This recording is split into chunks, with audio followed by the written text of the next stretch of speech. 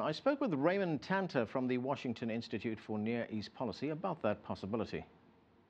Vice President Biden simply repeated what he said in 2009 at the Munich Security Conference, that the United States is ready to have bilateral talks with Iran if Iran were serious.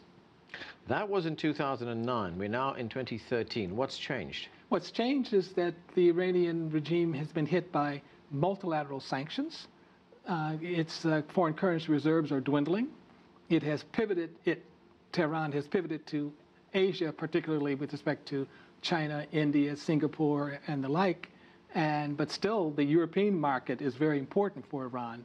So therefore, Iran is more likely to say something ambiguously about the offer, or not. It won't reject the offer outright, but it will try to continue this strategic ambiguity with respect to neither acceptance nor rejection. Is it likely that Iran would say, look, okay, we're prepared to talk with you about this particular issue, the nuclear issue, but show us your good faith by lifting sanctions? Well, the United States' position is clear.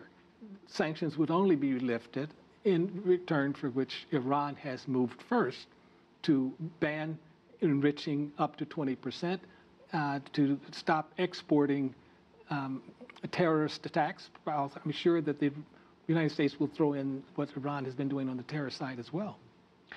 Where does Russia fit into all this? I mean, anything would have to go through the UN Security Council. You need the support of Russia there. So where does Moscow fit in?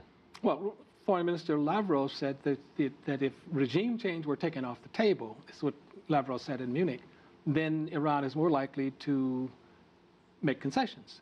But my view is that if regime change is on the table, that puts pressure on the Iranian regime. And I'm not talking about Saddam Hussein type regime change. I'm saying the Iranian opposition groups, like the National Council of Resistance of Iran, which is the group that said, let's reveal all of the intelligence that we know about Iran. In 2002, that group said Iran had been cheating for about 15 years on its nuclear obligations to the International Atomic Energy Agency. But if you look at this with some kind of objectivity, that kind of approach means this is dead in the water. Well, the negotiations have been dead in the water anyway. The negotiations started in about, 2003, 2004 as a result of the fact that the intelligence revealed by the Iranian opposition about the nuclear violations.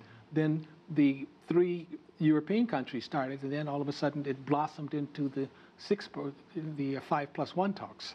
Right. What do we know about the Iranian nuclear program so far? I mean, there hasn't been much coming out in the last few months. That's because everyone's been looking at Tunisia, Egypt, the Arab uprising.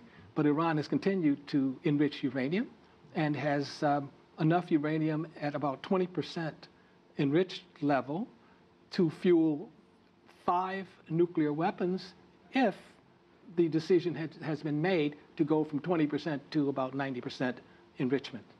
Dr. Tanter, we're going to have to leave it there. Thanks for joining us. My pleasure.